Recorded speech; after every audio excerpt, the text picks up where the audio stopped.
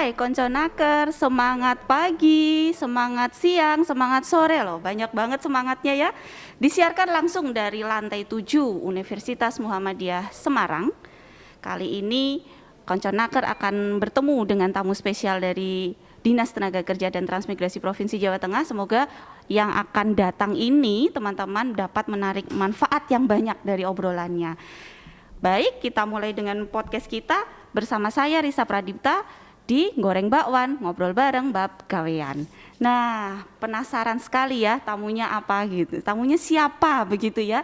Kita sudah kedatangan tamu spesial kali ini, Bapak Dr. Edi Wuryanto, begitu ya Pak, betul ya Pak? Betul. Komisi 9 DPR RI. Wah, ini spesial ini ya Pak ya. Kalau Komisi 9 itu menangani tentang ketenagakerjaan, begitu ya Pak ya? Mbak Risa, begitu, iya betul. tak lepas dulu ya. Oh boleh, Nah, saya deg-degan, nggak ada iya, jawaban ternyata mau dilepas. Lepas dulu. Begitu ya, baik. Saya Baik. habis rapid test tadi. Oh siap, semua bagus. negatif, Semua jadi menurut saya negatif. biar lebih enak. Syukur, alhamdulillah. Komisi 9 itu Baik. ada 2 garapan. Wah itu Yang dia. pertama sektor kesehatan, Siap. Menkes, BPJS Kesehatan, Badan POM, BKKBN. Ya. Sektor yang kedua itu ketenagakerjaan, Menaker, BPJS Naker. Nah ini yang hari ini Badan Perlindungan Pekerja Migran Indonesia. Ada 7 sektor mitra yang harus dikerjakan yang ya harus Pak ya. Itu dikerjakan oleh tentu Komisi membutuhkan energi untuk rakyat dan, Indonesia begitu dan ya itu Pak ya. kerakyatan semua itu. Ya betul. Jadi kalau teman-teman anggota DPR itu mengatakan Komisi 9 itu komisi basah. Wah, itu, Basah Pak. air mata. Orang sakit, Karena kalau susah ngadunya sama iya, Komisi orang 9 ya orang Pak sakit ya. Betul yang ya. diurusi orang susah. Buruh, ya kan ketenagakerjaan orang susah juga. Baik, baik. Di rata-rata yang mengeluh itu mereka pada menangis. Betul. Nah, terkait dengan tadi 7 sektor yang ditangani oleh Komisi 9, Pak. Salah satunya tentu karena kami dari Dinas Tenaga Kerja dan Transmigrasi Provinsi Jawa Tengah. Mungkin Pak Edi bisa menjelaskan apa saja sih yang sekarang tengah disiapkan oleh Komisi 9 terkait program-program ketenagakerjaan, Pak? Isu-isu yang paling populer yang sedang diselesaikan. Ya, kita bicara kesejahteraan ya. Baik, Dan baik. kesejahteraan yang paling fundamental itu adalah pekerja. Nah, pekerja ini harus mempunyai standar kesejahteraan yang lebih baik. Jujur yang pertama UMK, upah minimum kabupaten Ya, atau baik. upah minimum regional itu sudah menjadi agenda tahunan. Tapi sebetulnya bukan hanya upah minimum, tapi yang kedua itu yang disebut dengan susu. Nah, ya. Susu, Ya, susu. apa itu? Skala upah ya, Pak ya. Susu itu struktur dan skala Struktur upah. dan skala upah. Nah, Setiap pemberi kerja harus punya susu. ya, baik. Karena itu jaminan saya berkarya di suatu perusahaan itu nanti umur 50 tahun saya dapat apa, saya menjadi apa, Baik. sampai kemudian saya nanti pensiun mendapat apa. Itu penting ya agar ada jaminan pekerja. Nah di luar UMK dan susu yang tidak kalah penting adalah jaminan sosial. Jaminan sosial Ini kesehatan. sedang populer ya Pak, Iya dibahas kan? ya Pak. Betul. Jadi semua pekerja itu harus memperoleh yang namanya jaminan kesehatan, menjadi anggota BPJS.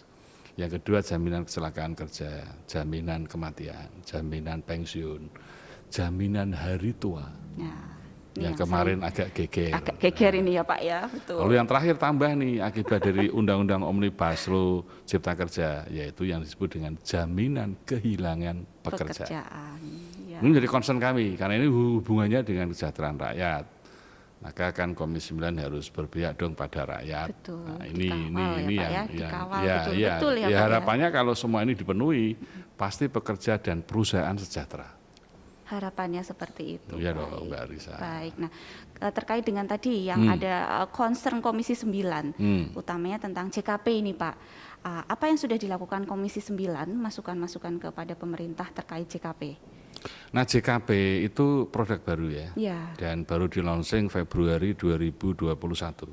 betul. Lalu orang diharapkan semua menjadi anggota BPJS Naker dan backup JKP-nya. Ya. Orang yang bisa klaim JKP setelah mereka mendaftar 1 tahun. Ya 1 tahun dan baru saja kami melakukan pengawasan di Tangerang. Turun Tangerang, langsung ya Pak ya? Turun langsung Iya, ya. iya. Dan memang klaim JKP ini termasuk tinggi ya karena banyak kan sekarang akibat pandemi COVID mereka kehilangan pekerjaan lalu mereka klaim. Nah tentu ini produk baru yang kita harapkan orang yang kehilangan pekerjaan itu dia mendapat support selama dia nggak bekerja, terus kemudian dia mendapat pelatihan kompetensi untuk menyiapkan pekerjaan berikutnya. Dan dia memperoleh informasi, misalnya Bursa Kerja, kemana saya bekerja. Iya, Itu makna salah dari JKP. Satu, iya, JKP manfaat itu. JKP. Nah, hanya ini ya. produk baru. Tentu skenario oleh BPJS Naker masih terus digodok, tapi prinsipnya negara ini hal-hal seperti ini sudah mulai dipikirkan agar tetap bekerja dalam kondisi sejahtera. Baik, itu harapan-harapannya ya. Nah, Ya. ini terkait dengan tenaga kerja ini Pak sekarang. Kalau Pak Edi kan sudah tahu kalau generasi sekarang itu kan ada pergeseran paradigma, begitu ya Pak. Yeah. Yang tadinya maunya bekerja di perusahaan, Sekarang semua punya startup, begitu ya Pak. Sekarang punya wirausaha, begitu. Nah, gimana tanggapan Pak Edi terkait hal tersebut? Salah satu hal yang memang jaminan sosial itu masih rendah targetnya, itu mereka yang bekerja di sektor mandiri. Ya, misalnya di UMKM atau yang kamu ceritakan tadi, yang memang dia punya kewirausahaan, itu target jaminan kesehatan, jaminan sosial yang lain itu rendah. Dan ini PR kita, karena kita tidak bisa mengikat secara company, secara perusahaan, secara pemberi kerjanya. Artinya kesadaran mereka sekarang.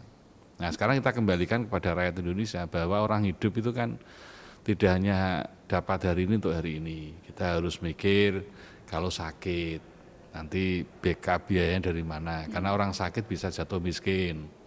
Orang bisa jual tanah, sapi semua loh kalau kita sakit untuk buru kesehatan. Banyak orang yang sakit jatuh miskin. Kalau dia mengalami kecelakaan kerja tentu dia harus keluar banyak uang.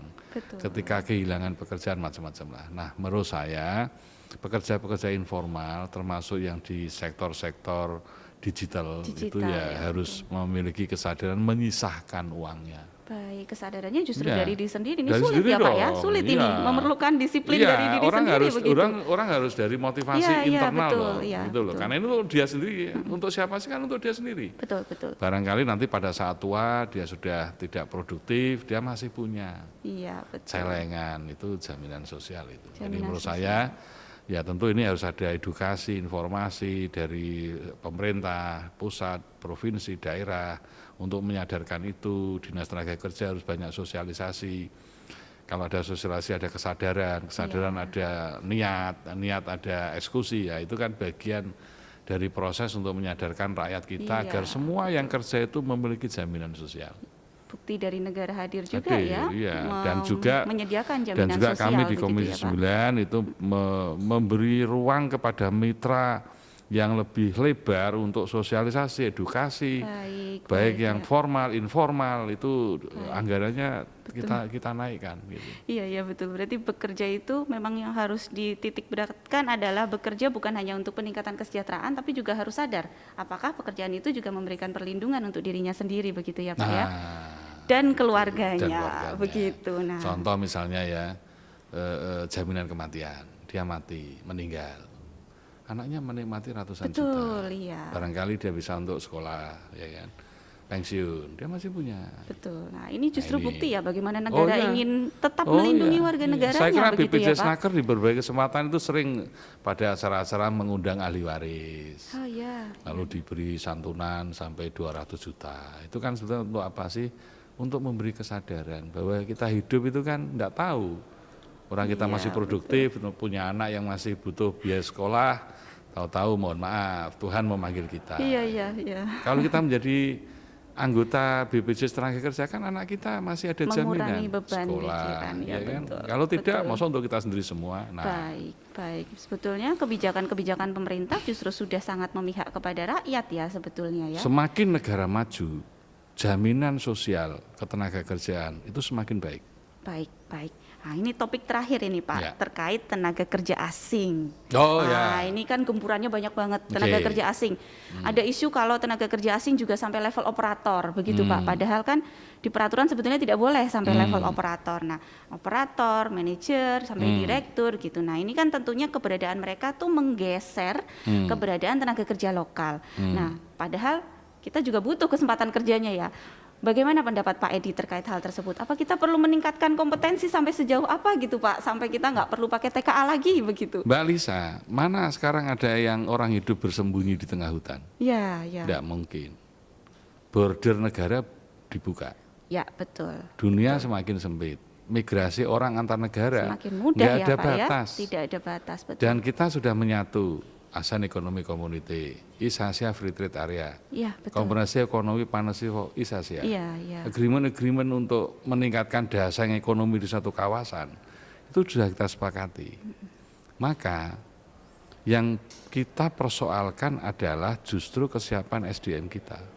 Betul. Itu kata kunci. Iya. Ketika Anda siap dengan daya saing, dengan kompetensi, dengan keahlian, dengan sertifikat internasional, Anda punya peluang dimanapun Anda bekerja, tidak melihat itu batas negara. Itu yang nomor satu ya. Nah Indonesia itu mau dibawa kemana? Sumber daya alam kita sudah mulai habis. Maka mau nggak mau SDM. Maka Pak Jokowi benar itu. Prioritas pembangunan itu adalah SDM. SDM yang seperti apa? Yang punya keahlian dan punya sertifikat. Sehingga ada pengakuan publik terhadap apa yang dia miliki. Nah, itu yang penting ya. Jadi kita tidak akan pernah worry, cemas ketika SDM kita punya daya saing. Nah Iya. persoalannya daya saing kita kalah di situ. Harus Sehingga diakui seperti itu ya Pak ya. Harus ini jujur PR besar mengakui. ini Ya, PR betul, besar ya. kita. Sehingga beberapa kompetensi keahlian harusnya pada level teknis itu kita bisa melakukan diisi oleh orang asing. Tenaga kerja asing. Rata-rata yang masuk pada level teknis itu kan karena di wilayah itu SDM kita nggak punya. Betul sekali. Misalnya ya, Iya. datang mesin dari Jepang. Nah mesin itu dioperasionalkan, lalu butuh tenaga teknis.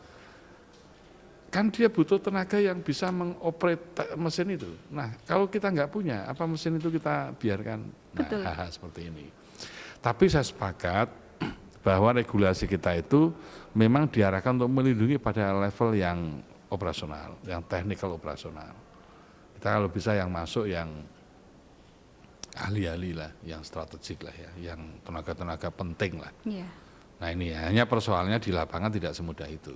Ya, ini tantangan kita ya. Termasuk prinsip alih teknologi Alih ya Pak teknologi. ya, yang sampai saat ini mungkin harus perlu jadi diawasi misalnya lebih keras lagi ini. suatu company ini ya, suatu perusahaan PMA misalnya ya, investor asing masuk, dia menggunakan mesin-mesin tertentu. Pada awalnya orang Indonesia belum bisa, pasti dia akan membawa dengan SDM-nya dong. Nah di situ ada transfer Iya, teknologi, betul. transfer of knowledge, transfer of skill.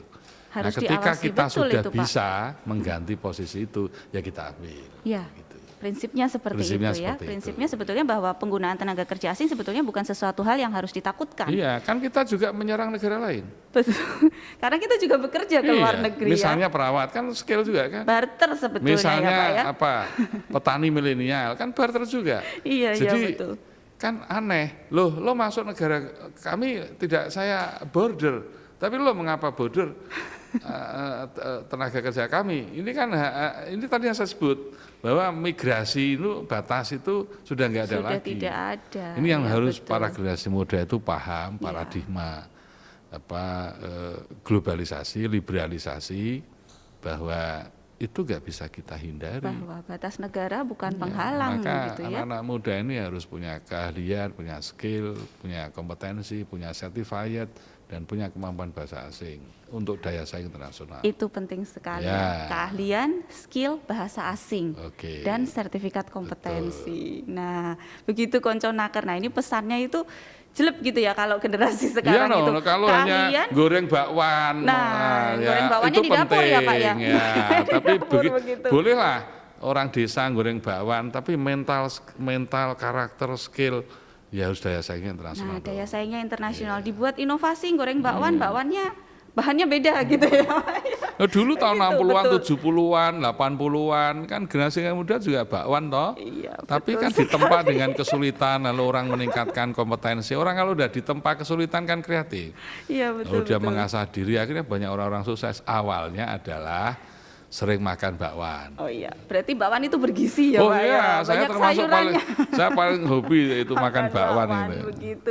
Terima kasih Thank you. Pak Edi, waktunya Thank you, Mbak sebentar. Risa. Bisa Pak, Thank semoga you. nanti kita bisa melanjutkan lagi obrolan. Nanti Oke. teman-teman mungkin bisa nunggu saran masukan dari Pak Edi lagi. Oke. Tadi yang harus dicatat bahwa untuk menghadapi pasar bebas begitu Ya. ya Pak tadi ya, lintas negara itu sudah bukan masalah. Jadi ada tenaga kerja asing datang, kita juga bekerja ke luar negeri, tapi satu yang diingat, tingkatkan keahlian, skill, keterampilan, dan tentu saja dibekali dengan sertifikat kompetensi untuk Betul. bisa bersaing di dunia internasional. Dan bahasa. Begitu. Dan Bahasa internasional. siap, bahasa asing, penting sekali penguasaan bahasa asing. Pak Edi, tadi saya biasanya kalau episode goreng bakwan ini, pasti saya kasih tebak-tebakan. Apa? Tadi saya belum kasih tebakan Pak Edi ini. Apa? Tadi kan generasi milenial Pak, semua harus serba digital, pakai laptop, pakai komputer, begitu ya Pak. Tombolnya itu, keyboardnya, itu kenapa selalu ada tulisan enter Pak?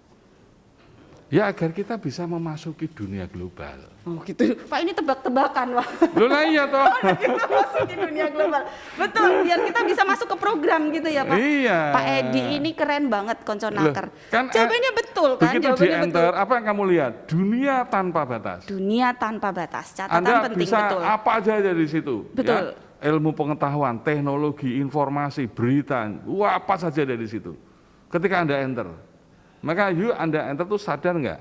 Jadi jangan hanya menjadi Wah, ini keren konsumsi, sekali ini, hanya ya. menjadi konsumsi globalisasi, tapi Anda harus masuk dong, Ya, enter. terlibat di dalamnya, Terlibat dong. menjadi pemain di dalamnya Menyatukan begitu diri ya Pak. dong, ya Iya, otak, betul hati, sekali. pikiran, karakter, skill harus masuk dong. Agar bisa survive gitu ya Survive. Pak. Itu Karena memang jawabannya, tebakanmu. jawabannya. Tapi betul Pak, karena kalau tulisannya nanti entar, programnya nggak Nah. masuk-masuk, begitu Pak. Emang harus enter, kita harus ngeblend, kita harus menjadi pemain di dalam Iya. program-program tersebut Itu begitu ya. jawabanku kamu dahuluin sih. Nah iya, Iya. keren sekali ini Pak Edi ini. Kan. Baik konconaker, senang sekali saya ketemu Pak Edi di episode kali ini. Banyak masukan yang bisa kita tarik, banyak saran yang bisa kita sebagai generasi penerus bangsa semoga bisa semakin meningkatkan skill dan siap menghadapi tantangan di masa datang. Termasuk adanya bonus demografi yang semakin di depan mata begitu ya, saingannya kita semakin banyak, kita juga harus berusaha survive. Begitu konconaker, senang sekali kita akan tutup episode kali ini. Semoga Pak Edi juga nanti bisa bergabung bersama kita di lain kesempatan. Insya Allah. Insya Allah. Akhir kata, yuk say no to rebahan, biar manfaat for everyone. Kalau kita ngobrol bab gawean, ya omong neng goreng bakwan. Sampai jumpa. Thank you.